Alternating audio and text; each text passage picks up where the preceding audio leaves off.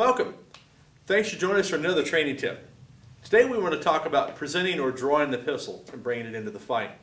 A lot of beliefs, a lot of methodology on it, and I want to share with you today the way that we teach it in class. It's pretty straightforward, pretty easy to understand. Alright, so let's break it down. First and foremost, I want to get my support side hand on my body. That is twofold. The reason is twofold. One is safety. If my hand is drifting out here as I'm presenting my weapon, I run the chance of shooting myself in the hand. Never a good idea. More importantly though, it allows me to get close to my weapon as I begin to melt them together. Gives much more support. We're going to be doing two things here at once. I'm going to be putting that support side hand on my body, and with my strong side hand, I'll be indexing the weapon itself. I want to dive down. If you notice, I actually lead with my thumb.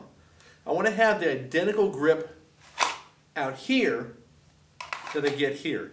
We want to avoid having to administratively pull the weapon out and then reacquire our grip, but then get our fighting grip. We want to avoid that. So the grip that I get here initially is the same grip I have at the end. So we have one, just like this. Dive that thumb down, get a nice firm grip on it. My hand then wraps around it. The pistol clears the holster, bring it up nice and hot to my armpit. The reason I do that, it allows me to get the gun into the fight a little bit quicker. Next portion is I'm going to drop my elbow, and as I do that, my muzzle comes up. I am ready to fight. Now my hands begin to melt together, and as they do, my trigger finger goes on the trigger. I am now getting ready to fight. The slack comes out, and I will begin to point in, just like this. Now if I don't need to engage, or maybe I did engage, but I'm done, finger comes off the trigger, weapon comes back close to the body, hand peels off, slowly and reluctantly put that weapon back in the holster.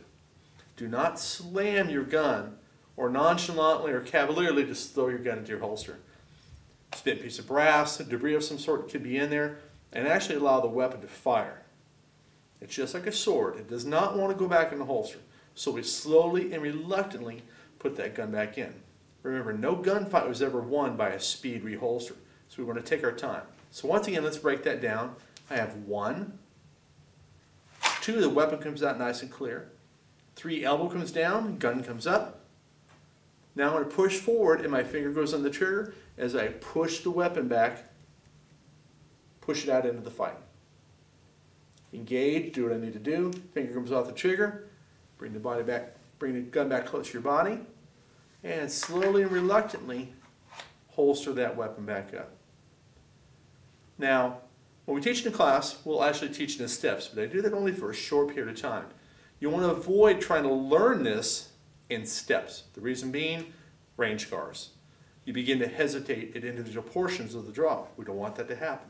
The draw is one smooth motion. If you practice it in steps, you will perform it in steps.